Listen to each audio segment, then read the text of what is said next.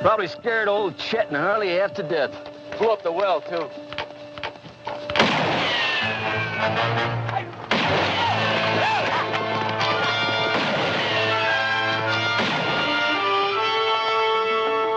Been found guilty by a jury of your peers. I didn't see any jury. Well, they was around. Anyway, what difference does it make? You gunned down Windy Jones, and he was one of our most beloved and respected citizens. I heard he was the town drunk. Well, now that he's dead, he's one of our most beloved and respected citizens. I don't care who he was. I didn't kill him. You've got the right to hear a few words from a preacher. Unfortunately, our preacher's out of town, but luckily, we got Farley Millard here, and he's a feed and grain salesman, and he owns a Bible. No, thanks. Now, what does that mean? I don't want any feed and grain salesman praying over me. I don't want anyone praying over me. I don't believe in that stuff. You ready, Max? Look, you got one more inalienable right to speak a few last words, and I mean a few. We don't want one of them things where the condemned takes off with a Declaration of Independence. Well, go on. Well, I'd just like to say that this is the lousiest town that I've ever been in. Well, I've met a better class folk in a San Francisco opium parlor. Drunken pool hall bum would be considered too high tone for these parts. And as for your system of justice, well... That's enough. You see what I mean? He was just one breath away from the Declaration. All right, Max. Don't do it!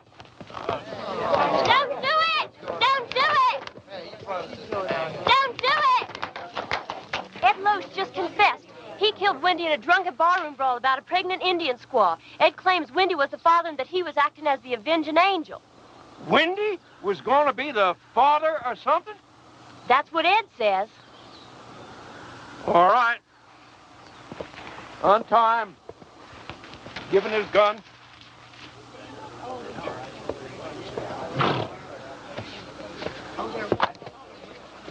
Now, that's the way out of town, son. Take it, keep on going, and don't you never come back. You heard her. I'm not guilty. Even so, we don't want no fast guns in this town. Fast guns raid alongside with lepers in this law-abiding community. Can I ride back to town long enough to get some food? That's the way out, son. Don't press your luck.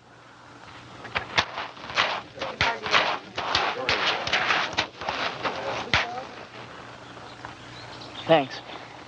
Bye. I'm going with you. You don't have to. I'll be back. When? Whatever you do, don't leave town. Wait. Never give up hope. See ya. Ah!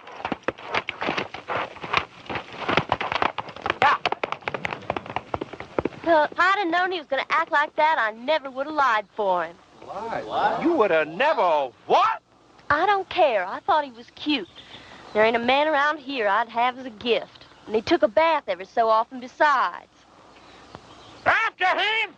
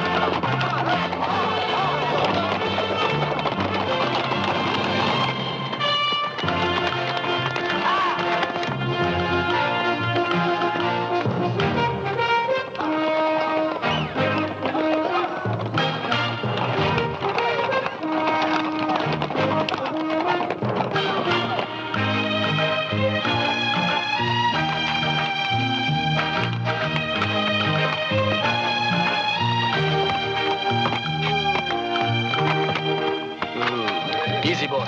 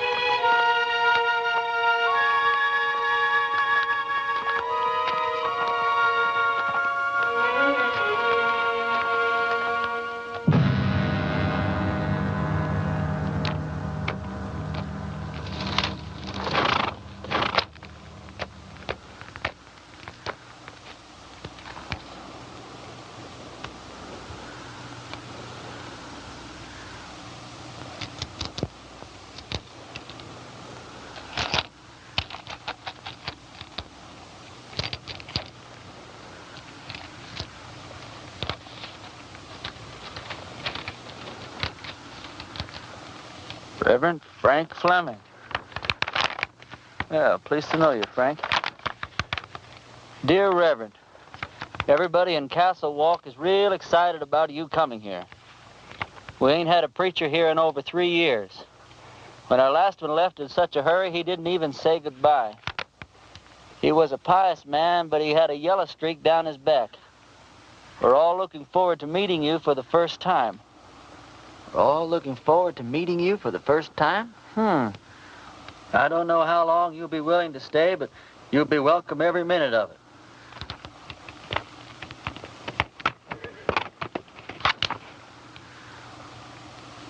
You the preacher's horse?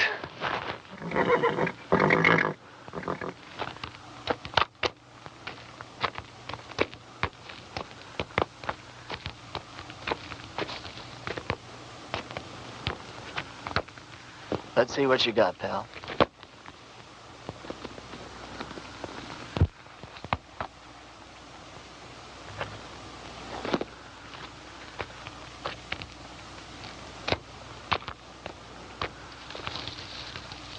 Frank, if ever I catch the guy who did you in, I'll take care of him for you.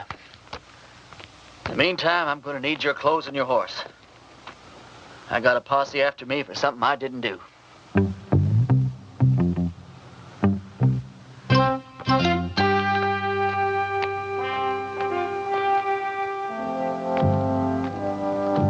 I'd say a prayer for you, Frank, but coming from me, I'm afraid it's liable to do you more harm than good.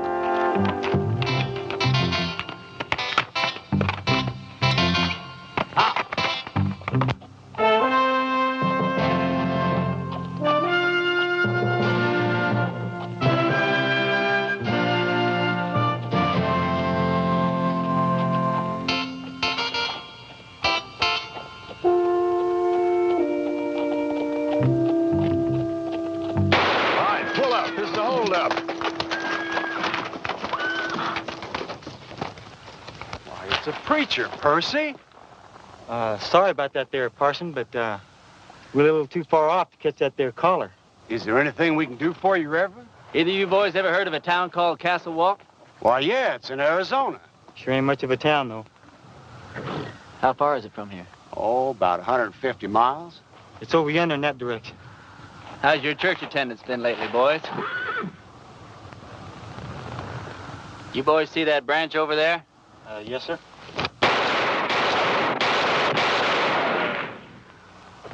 That was for the Lord, boys. He loves you, but he hates your profession. Yeah, I can see how I would. I want you boys to go and sin no more. We surely won't, Parson. As soon as we can afford not to. Preacher, You being so good with that gun and all, how come you didn't just kill us as we was riding up here? Because you boys are children of the Lord, just as much as I am.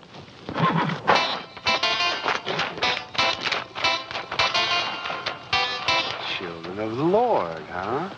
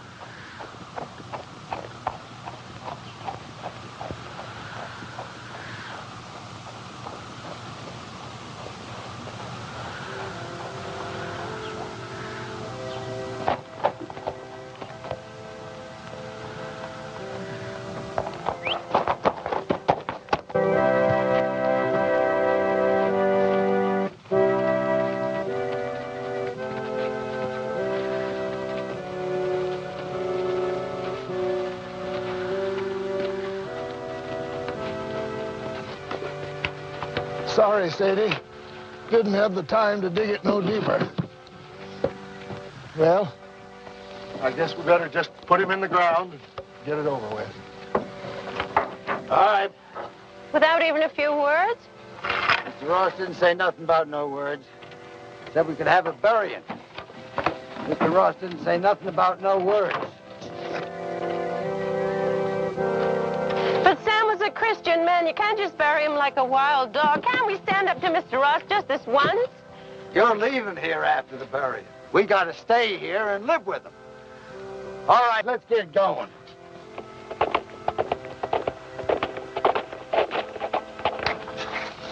Wait a minute. Is it one of Mr. Ross' men? Looks like a preacher. Well, what do we do now? And I wrote him myself not to come.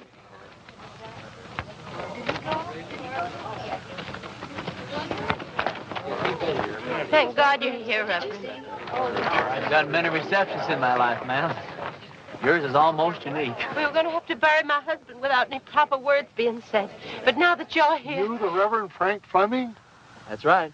I wrote you a letter telling you not to come. No, you wrote me a letter welcoming me to Castle Walk.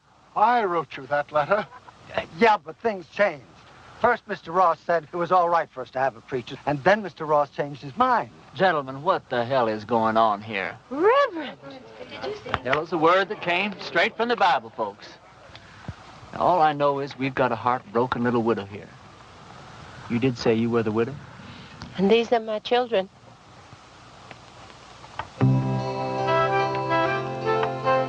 That's a child? She's 18. Oh, she certainly is.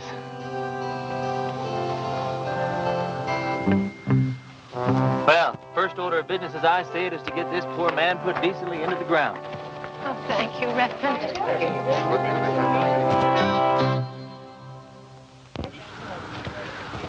Look, I don't know what Mr. Ross is going to say about this. I haven't been here 5 minutes, and I'm already sick to death of Mr. Ross. Come on, let's bow our heads. Don't you have a Bible, Reverend? Oh, I probably do in my saddlebag. Here, you can borrow mine, Reverend. The deceased was probably a simple man, so I'll just say a few simple words of my own, not bother to dip into the Bible today.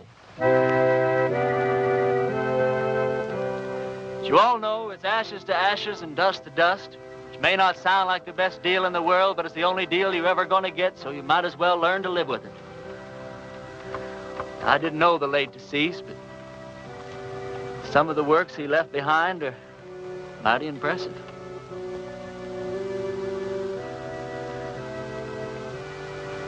Well, what did he die of? He was shot in the back. May the full wrath of the Lord fall on people who shoot other people in the back. It's a rotten, sinful way to make a living. Amen. Amen. You can't thank you enough, Reverend. I'd like to say more, but Mr. Ross only gave us half an hour to get out of town after the funeral. You're leaving town? You taking her with you? Mr. Ross said we all had to go. Who is this Mr. Ross? He's a mean, miserable, murdering thief, and he runs everybody in this part of the country. There ain't a soul of us that had a single, solitary, happy day since he rode in here and took over. He's gonna hear every word that you said. Yeah, and he'll probably kill me. But at least I got to say something that should have been said before I died. Why is he running this woman out of town?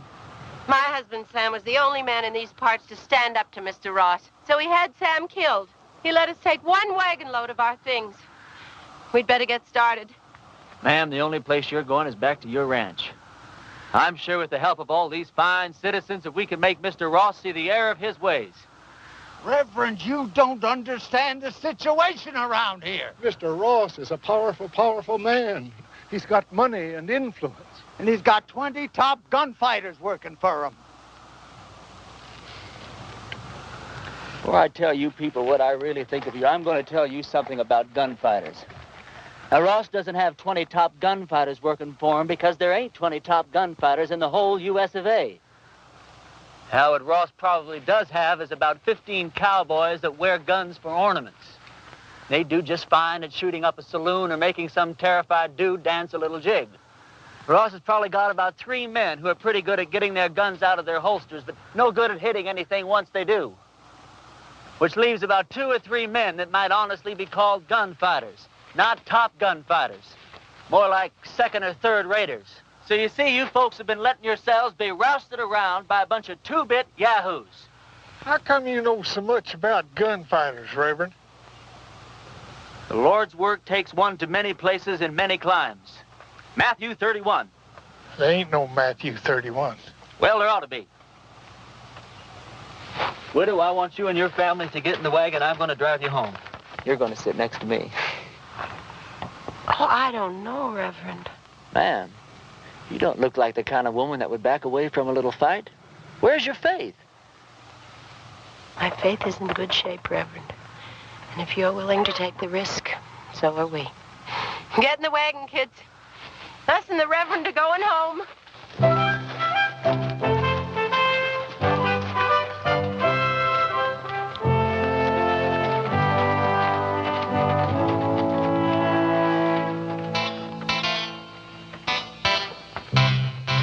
The lives of this family will be on your soul, Reverend. Oh, Reverend.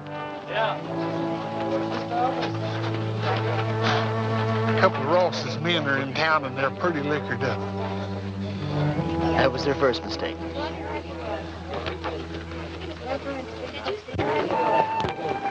You ride my horse, son. Okay.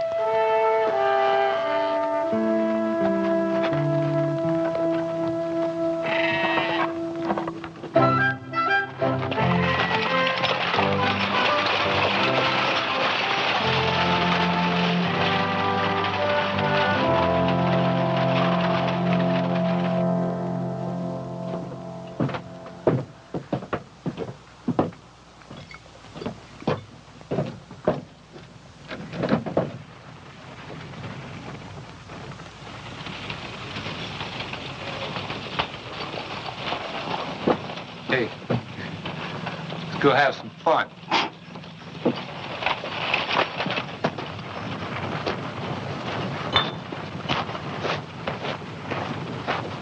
Remember the children, Reverend. Those are just 2 of the cowboys, ma'am. Who? Where do you people think you're going? Where's the place that Ross would least like us to go? I'd say her ranch. Well, that's exactly where we're going. Wait till Mr. Ross hears about this.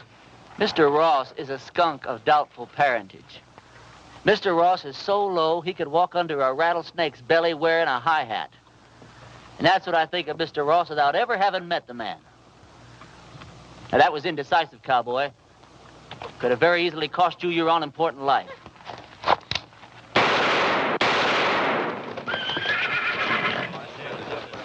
Those could have just as easily been your ears flying off your heads, boys. Well, that's a terrible way for a preacher to act.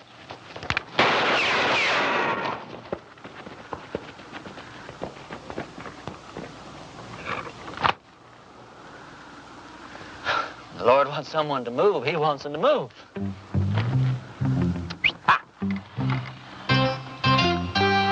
Reverend, my husband Sam would have followed you to hell and back. Don't talk about hell to a sinner, ma'am. You're a sinner? Yeah, we're all sinners. We're about to be.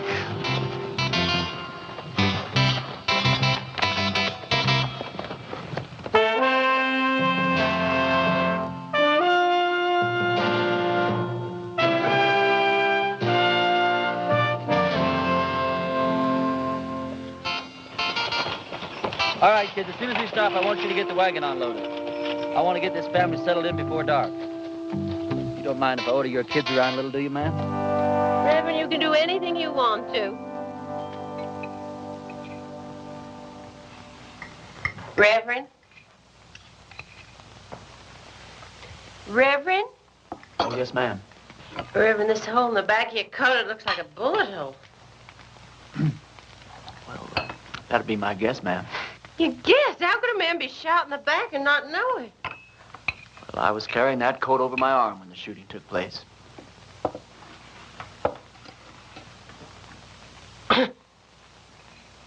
Well, tobacco's one of the Lord's works, too, ma'am.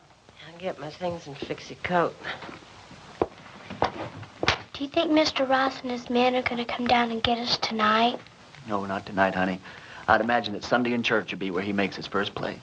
Aren't you scared at all? Oh, I'm scared, all right, Sally. But not the kind of scare that'd make me knuckle under to the likes of that Ross.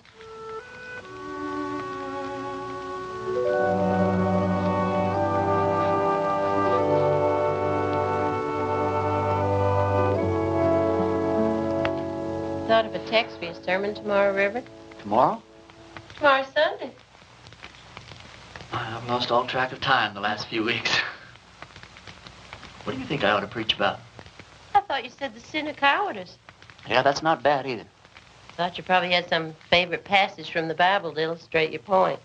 Oh, I do. Several of them, as a matter of fact. But what's your favorite passage from the Bible that would illustrate that point, man? I think it would be Luke 12. Christ says, do you think I have come to give peace on earth? I came to cast fire upon the earth, and would it were already kindled. It says that in the Bible? Well, I told you, Luke 12. Oh, Luke 12. Yeah, that Luke, he really knew how to turn a phrase, didn't he?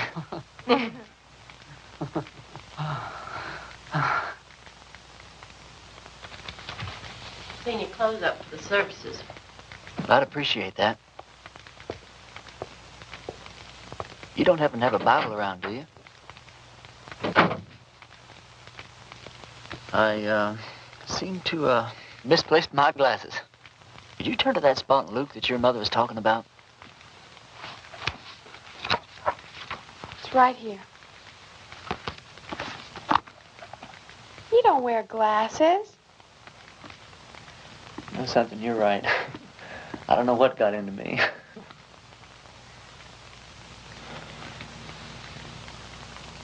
Well, good night.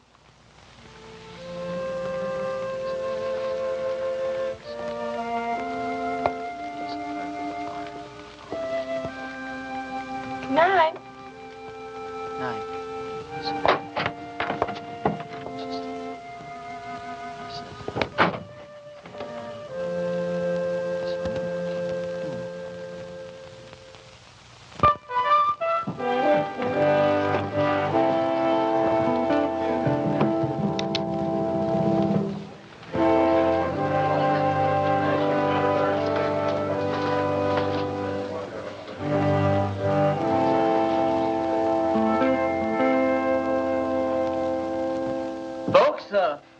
I'm going to read you from Matthew chapter 10 and verse 34, although Luke says pretty much the same thing in his 12.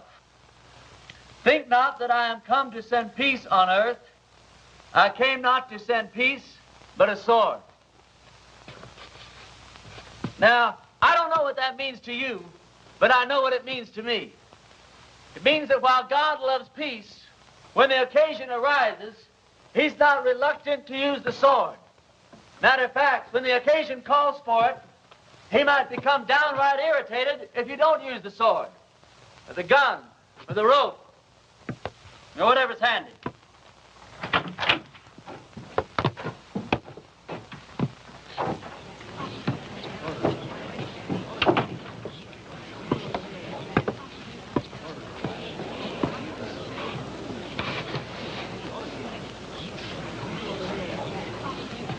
Now, you folks have had a cross to bear here lately, and his name is Ross.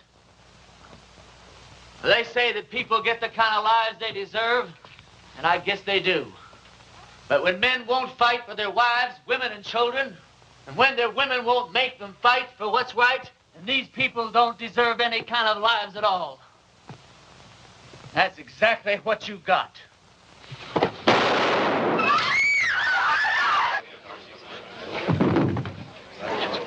Get his gun.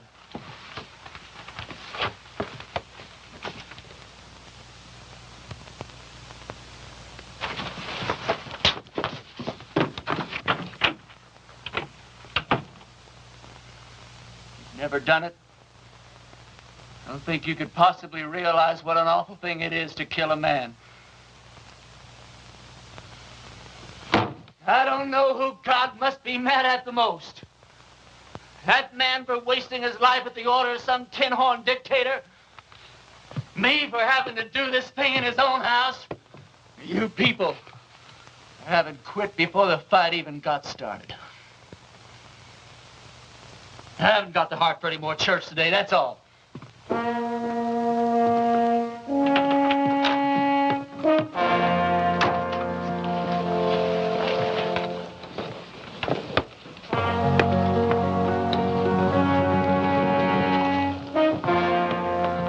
A couple of these men are outside. Take care of yourself, son. Every second.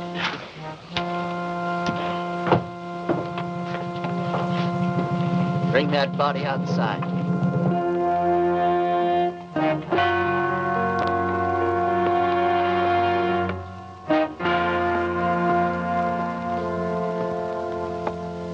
You've had a couple of fun days here, preacher. Well, I tell you, Ross, The name is Mr. Ross. The name was Mr. Ross. Now, you hear me good, Ross. Either those two men go for their guns, I'm going to go for you first. I think I can take him, Mr. Ross. Don't think. Here's your chance, boys. Either you holding any grudges against him, draw on me, and I'll kill him for you. If we go together, we can get him. Before or after he killed me. You don't look all that fast to me. Shut up.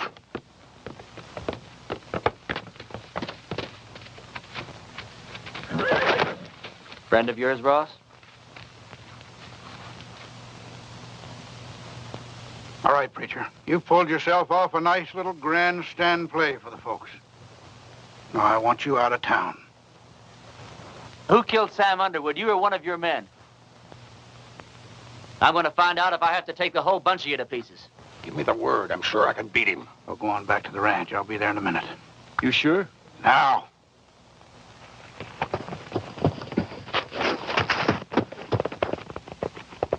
That's the way I like it.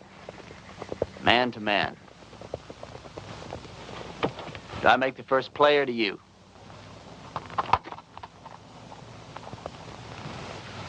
I just changed my mind, preacher. I don't want you out of town. I want you right here where I can get you anytime I want you. Service is next Sunday at 10 o'clock, and there's a 4-bit fine for being late.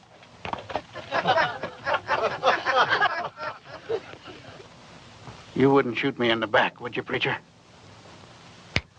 Like that.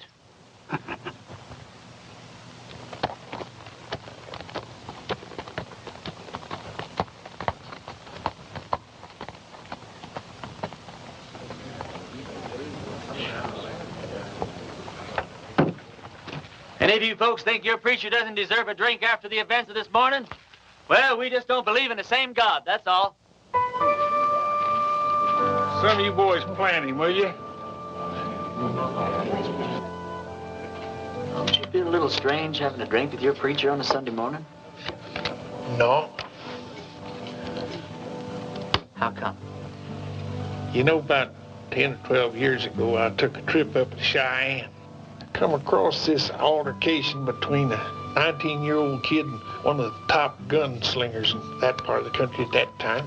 This kid, he didn't want no part of the fight, but this gunny was drunk. And he kept at it, and finally the kid had to go for his gun or get blasted right there in his tracks. It was plumb pitiful. How? This kid was the fastest thing I ever seen. Caught that gunny flat-footed.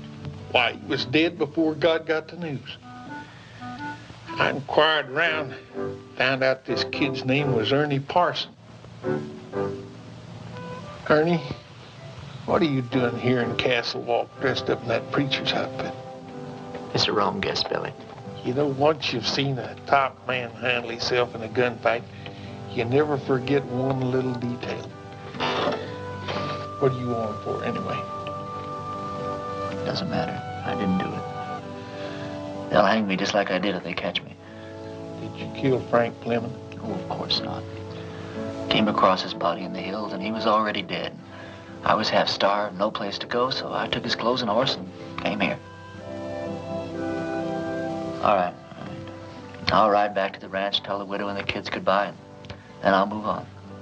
Why, Lee, you're the answer to our prayers, Ernie. No, I'm not, Billy. Don't let these clothes fool you. God moves in mysterious ways, boy. Not that mysterious. Look, Billy, what I'd like to know is if I do stick around here, how much help can I count on from these God-fearing people? Almost none. Almost none? None.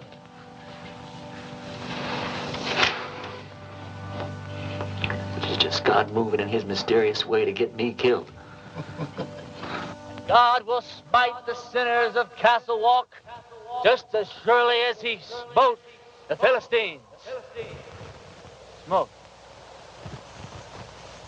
For the time is at hand when you will hear of wars and rumors of wars. Be not afraid, for this must first take place. Nations will rise against nations, and kingdoms against kingdoms. Not a head on your hair, or a hair on your head will perish. And I quote Luke chapter 21, verse... Luke chapter 21 and verse 23. For there shall be great distress in the land, wrath upon his people.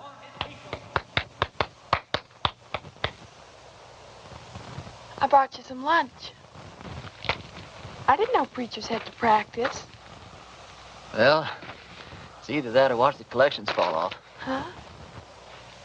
Oh, that's a real bad joke I stole from the Methodists. Oh. Did your mother know you came out here alone? I don't know. Why? Well, you're a very attractive young girl. Almost too young, as a matter of fact. Most of the girls around here are married by the time they're 13 or 14. 13, huh? Well, I'll have to look into that. Why? They're the lucky ones. Even if they don't get a trip to Phoenix out of it. Is that the price of marriage around here, a trip to Phoenix? No, but it sure doesn't hurt. Look, do I have to keep on calling you Reverend? Oh, no. Call me Ernie. Ernie? My full name's Frank Ernest Fleming. All my good friends, they call me Ernie. Is there anything in your faith against marriage? No, not in my faith.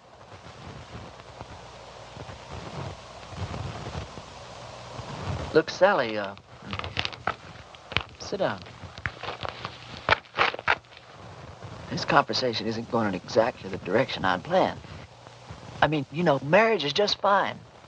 I was real glad that my parents believed in it. But, well, there's other things, too.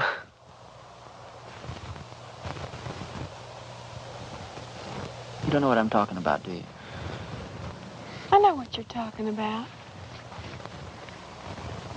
Let's see. What's the matter? Oh, it's these clothes and this collar. It's just, I'm not going to get anywhere dressed like this. I don't see that it makes much difference. You would if you were dressed like a nun. It's just the wrong outfit for what I had in mind.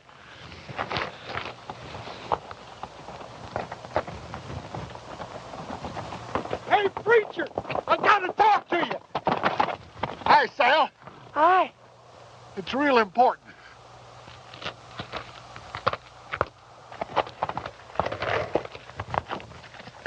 You know a gunfighter named Jake McCoy? Yeah, I know of him. He's in town. My blessings on him. And he's working for Ross. Is he really good? Yeah, he's the best. You can take him, can't you? You sure he's working for Ross? Yeah, and he's looking for you. Although he don't know who you really are. Well, that doesn't matter.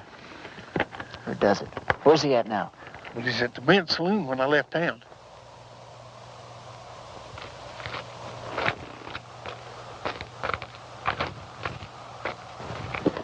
You're gonna have to ride back to the ranch alone. We didn't get very much accomplished today, did we?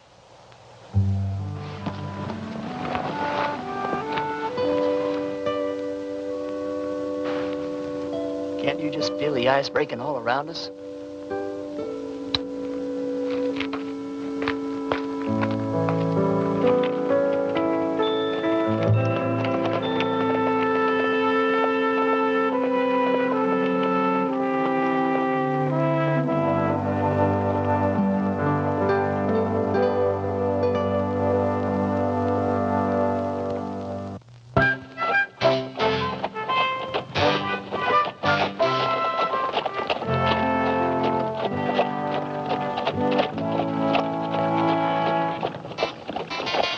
Well, this is your last chance to ride on out of here. Forget about the whole thing. I can't. I don't know why, Billy, but I just can't.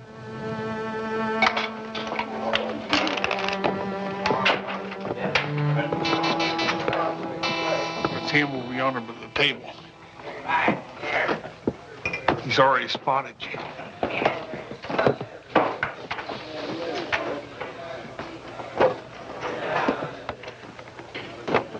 Hello, Jake.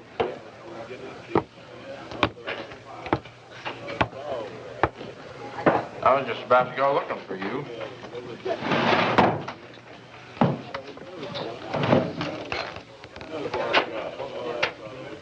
You ever run into Ernie Parsons anymore?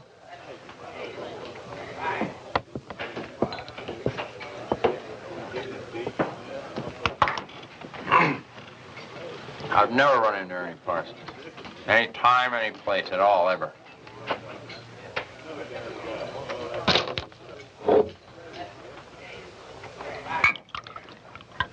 You have now.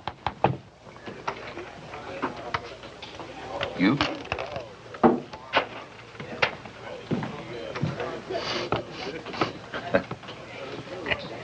You going to the church?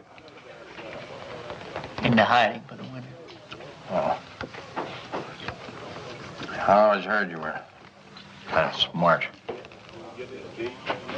I never heard that about you.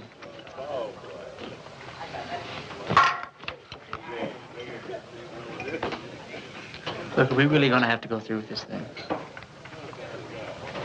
I got $1,000 in my pocket. And the girl waiting for me in Boulder City says I gotta go through with it. You all that sure you can beat me? You all that sure I can't? Anything I hate is a stupid, senseless fight.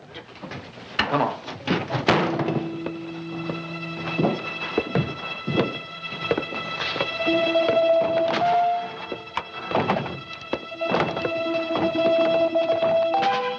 Well, how do you want to do this? Billy, when we get in position, flip a coin. When it hits the ground, we go for our guns, all right? All right. Jake, one of us is gonna die, and it's not gonna prove a thing. Sure it is, Ernie. It's gonna prove which one of us is a fool to call himself a gunfighter.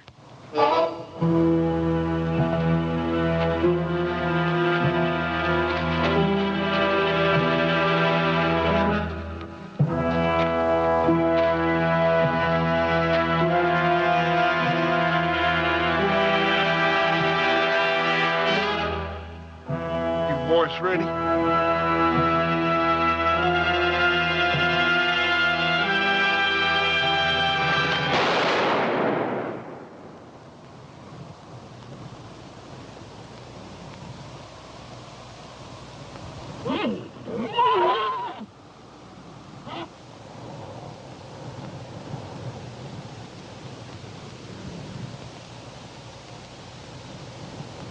Are you hit? You?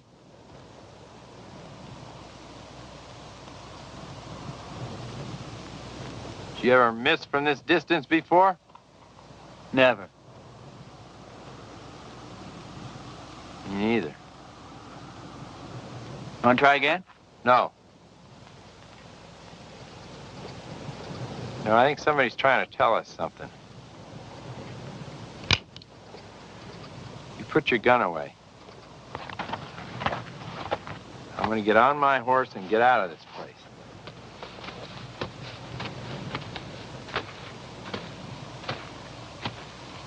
I beat you, you know that, don't you? Oh, no, you didn't, and you know dang well you did, Jake. You gonna give Ross his $1,000 back? No, I'm late for my date.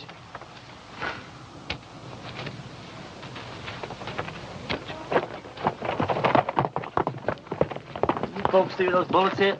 I don't think it hit anywhere, Reverend. That's just plain silly.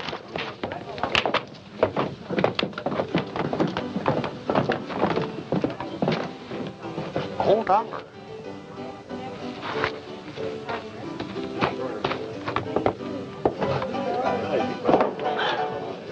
This is how those stupid legends get started. Jake and I have an off day in a gunfight. Miss each other. Wish there could be 1,000 explanations. Just because a bunch of rummies standing around don't see where the bullets hit. All of a sudden, you've got the miracle of Castle Wolf. Now, this whole miserable little town's gonna think that God's on their side. Well, you got me convinced, son. But somehow or other, I just don't hardly believe that you convinced yourself. Now, let me point out a couple of things to you. Like what? Well, for instance, you're back yonder in that town and they're about to hang you.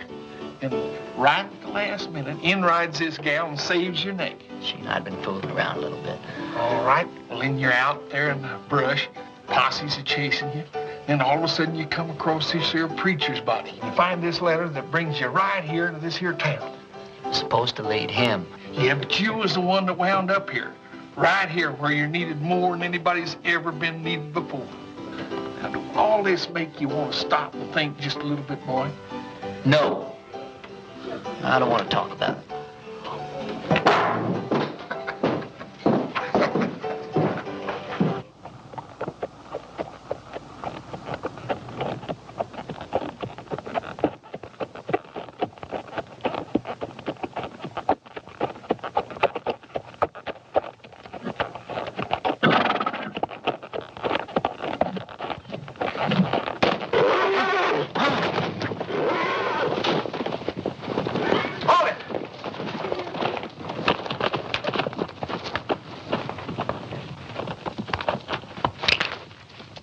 You should have listened to me when I told you to get out of town. You shouldn't have backed down in front of me the other morning either. Now, this whole town's gonna have the idea that you're just a little less than the tin god you pretended to be. Just tell me one thing. What really happened between you and Jake McCoy? I chased that bum out of town. And he's not gonna give you your $1,000 back either. He said to tell you that's the price he charges for shaking hands with scum like you. Get on with it. Prayer man, you drop that rope real slow.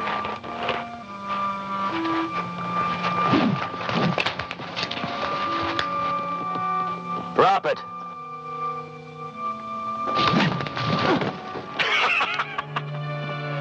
You ain't getting out of town fast enough, preacher.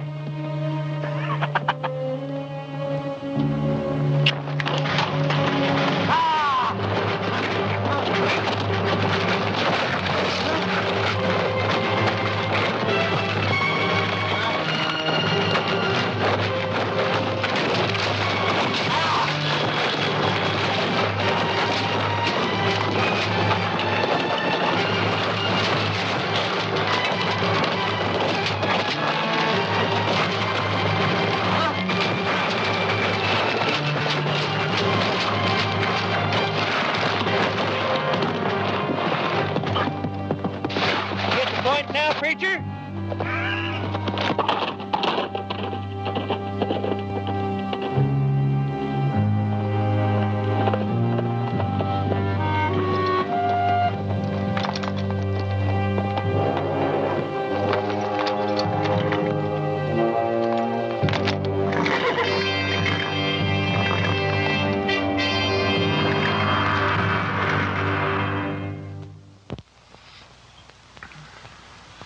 You're in the bunkhouse of our ranch.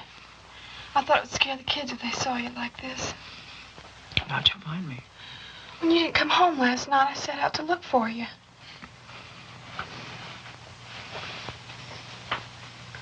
You stripped me down? I'm a ranch girl with brothers. Don't make a big thing out of it. You're something brand new in my life, Sally. Are you strong enough to get up and get dressed and get out of here? Doesn't matter whether I am or not, I've got to do it. You turn your back, Sal. I'm not as advanced in my thinking as you are. Will I ever see you again? Sure, why not? I'm not going far. Well, you have to. When they don't get your body, Mr. Ross will never stop until they find you. Yeah, and this is the first place he'll look. I want you and the kids to go out and dig a grave. Put some kind of a marker on it with my name. Tell Ross you found my body and buried it in the hills. Can I turn around now? Sure. Sally, I don't want anyone to know that I'm alive. I want it to come as a horrible shock to Ross. I want to start giving him trouble in ways he never dreamed of. I'm going to need plenty of food, water, and ammunition. I'll get you everything you need. Where will you go? I'll hide out in the hills for a while. Well, Ernie, in this part of the country, if a girl undresses a man, it's customary for the man to make an honest woman out of her.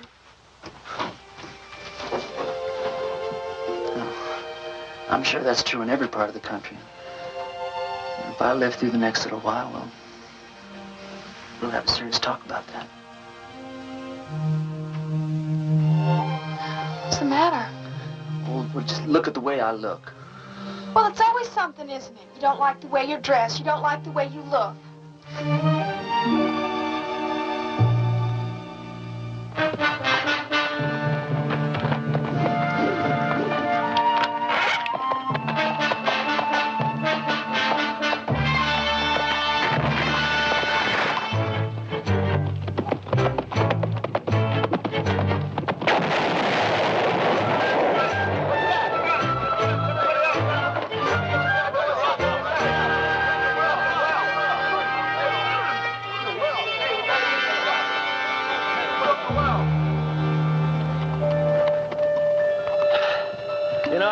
There's a bunch of outlaws operating up in these hills. Probably scared old Chet and Harley half to death. Blew up the well, too.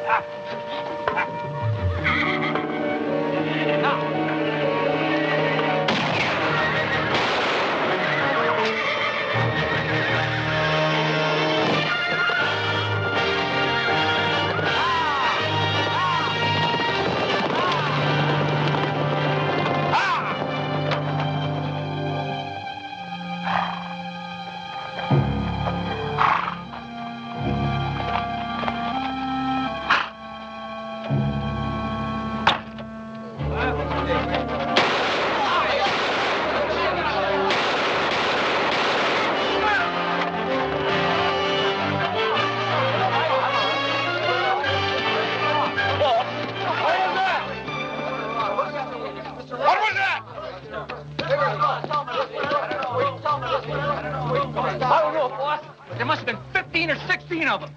Maybe there weren't nobody there at all. What do you mean? Dragging a preacher through the cactus. Them people don't have to stay dead unless they want to. Everybody in town keeps talking about the preacher's ghost riding through the hills and shooting at every one of Ross's men that sticks his head up. I keep telling them the whole doggone idea of ghosts against back up. Sally, didn't you tell Billy? You told me not to tell anyone. Billy, I'm sorry. It's sure good to see you alive, boy. Are you sure it's safe for you down here? Honey, it's been a long time since I've been safe anywhere. Lately, it's been getting worse. Isn't tomorrow Sunday? It sure is. Billy, I want you to ride into town and tell everyone that we're having church services tomorrow morning at 10. I'll do it right now.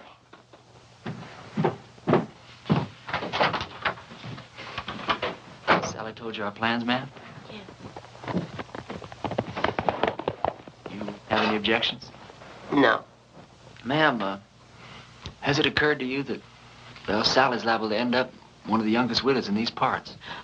Mary Mert's only 14 and she's been a widow 2 years. Besides Mary Mert. No, Grace Dorothy only been married a week and a half when her husband fell down a mine shaft.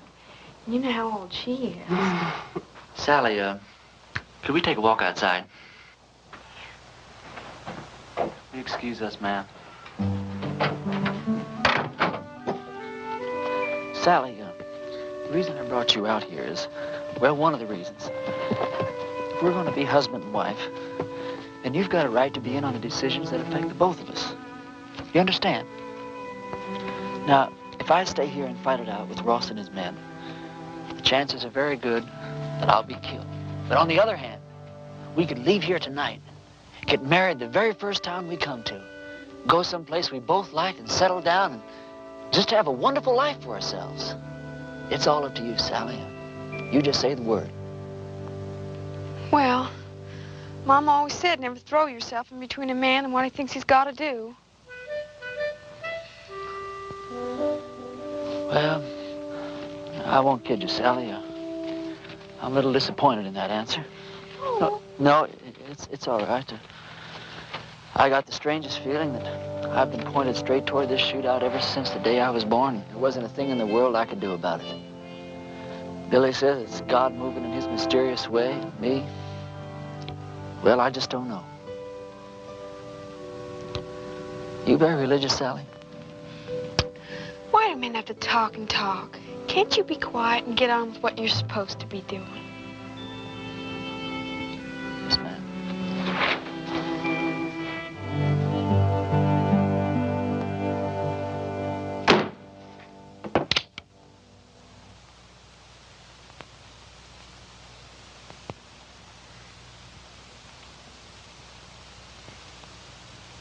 Folks, I'm here today as your preacher and as God's representative. As your preacher, I've stood up to your enemies for you, and all it's gotten me so far is a lot of bruises and a bunch of cactus spines. Now, I understand that a lot of you thought I was dead, and that my ghost was raging through the hills, wreaking my vengeance on Ross and his men. But I want to ask you something. What were your feelings? Were you scared that you might have an angry ghost raging in your hills? Or were you ashamed because not a single one of you came out to see if I was alive or if I might not need some help? Well, I'm warning you people. While you're sitting around waiting for God and me to do your work for you, God just might have some plans of his own. Maybe he's not as angry at Ross as he is at you.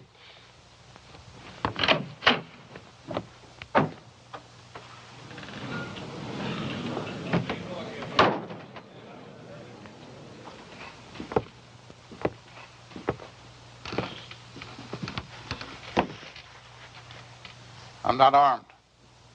Billy, go outside. Take a look around. I came alone. Go on, Billy. I just thought it was time that all this foolishness came to an end.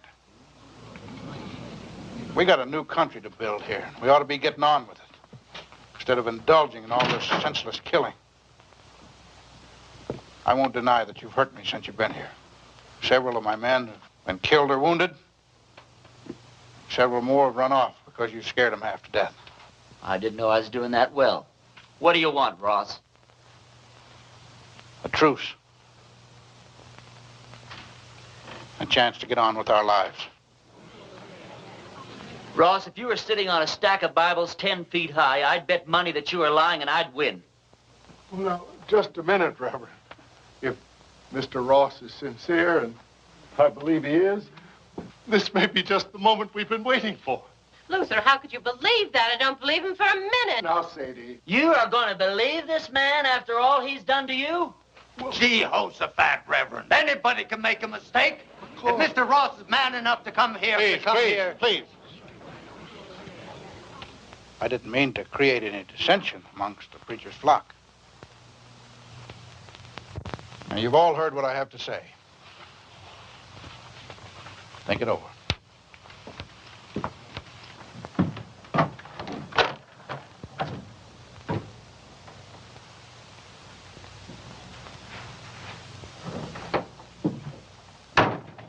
Well, I think we ought to accept the proposition. Well, I think you're right.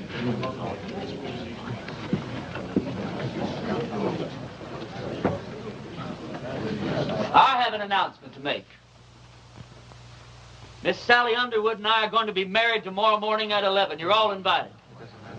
I don't know. Second the ceremony is over, my wife and I will be leaving this godforsaken town for good. The ceremony won't take place here in the church. It'll be at the Mint Saloon. You can say what you want about those people at the Mint, but they know why they're there and they do something about it.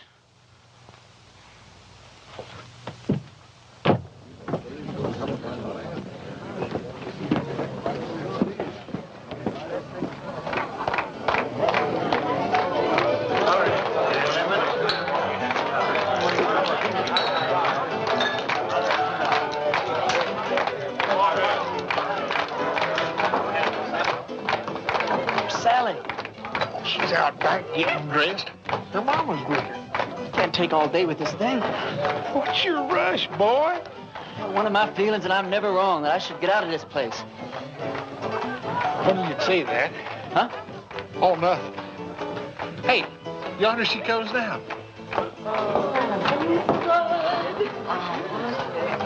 Oh, you're beautiful. Come on, everybody.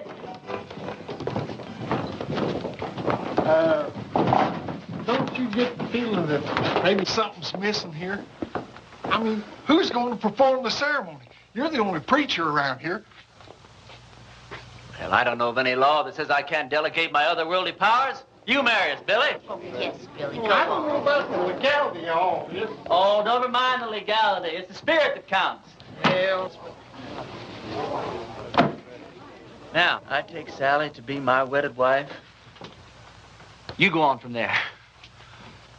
well, dearly beloveds, we're gathered here today to unite this couple in holy... What's that?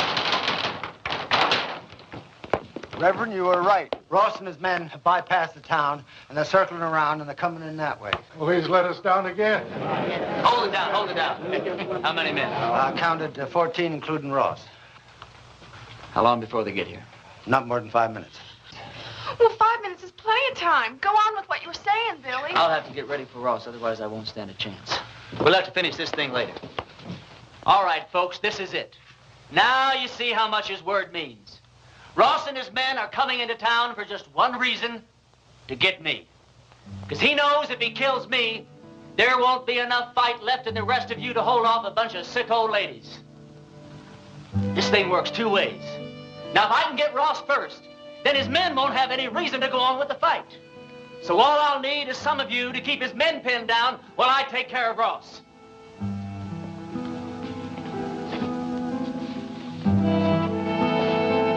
But the women and the children... You don't even have to come out in the open. You can shoot from the windows or from the roofs. You don't even have to hit anything. Just shoot fast and make a lot of noise, but keep his men pinned down.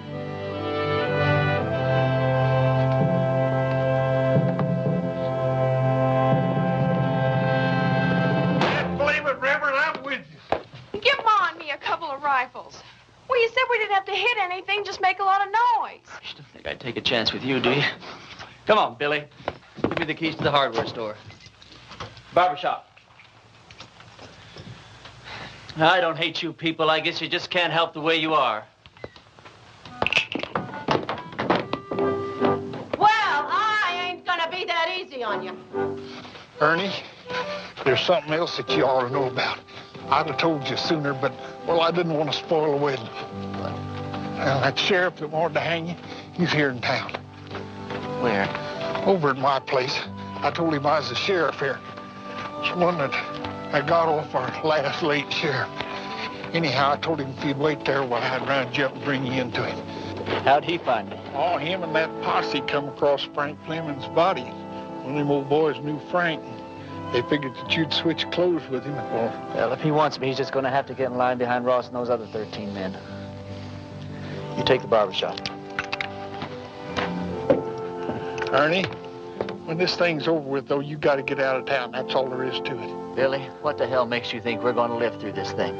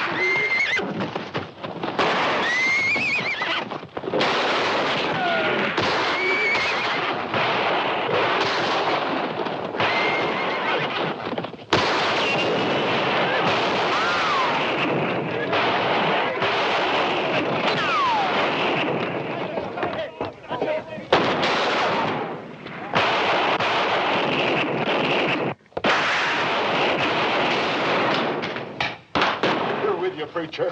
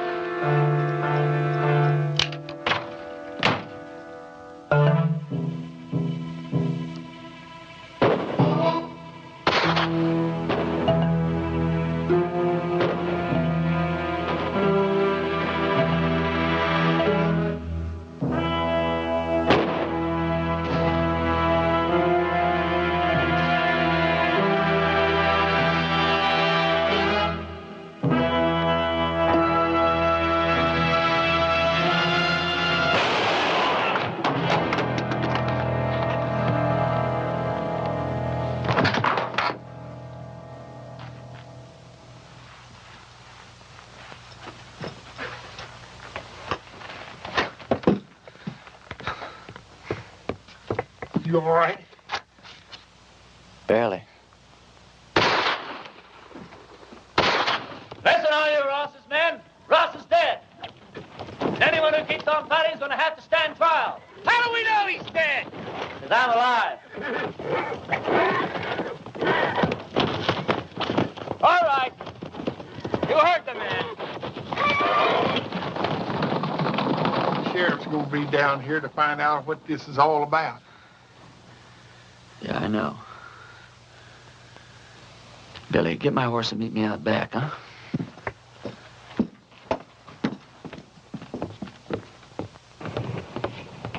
Go over to the Mint Saloon and tell Sally to meet me back at the ranch. We'll take off from there. No, I ain't gonna do it. I'm a dang fool for going along with this thing as far as I have. I ain't gonna go no further. What are you talking about? I ain't gonna let you run away with that kid. Her not knowing who you are or what you are or what kind of a life she's letting herself in for. You think if I told her everything, she still wouldn't ride away with me? Well, of course she would, Ernie. Because she's 18 and you're her first love. Well, that's good enough for me. Ernie, when that sheriff finds out you've left town, you suppose that he's just going to give up?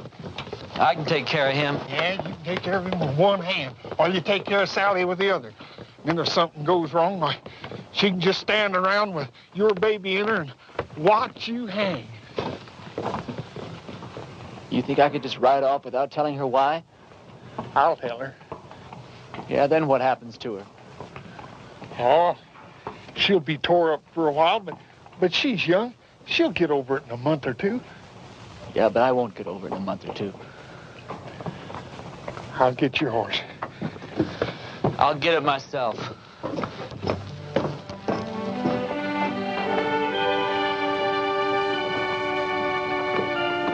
Ernie, this town owes you a whole lot, but it don't owe you Sally. Can't make any promises.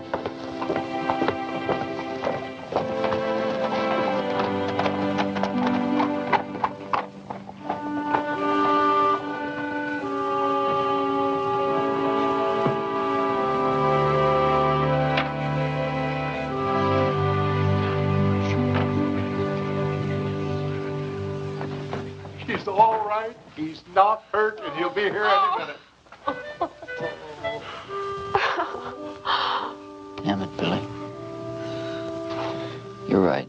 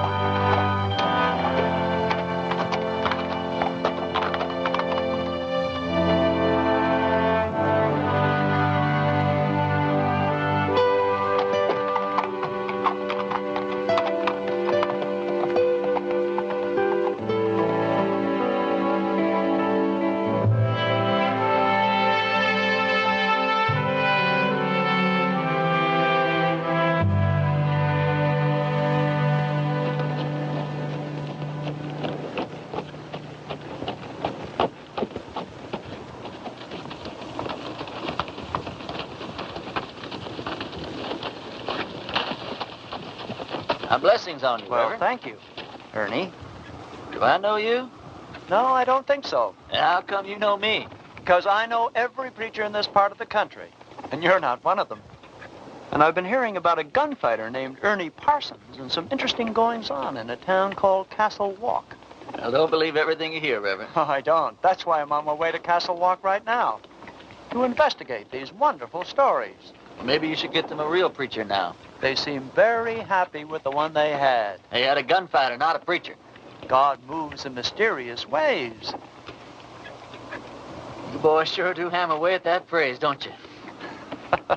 You really going to Castle Walk? I sure am. When you get there, would you give these to a girl named Sally Underwood?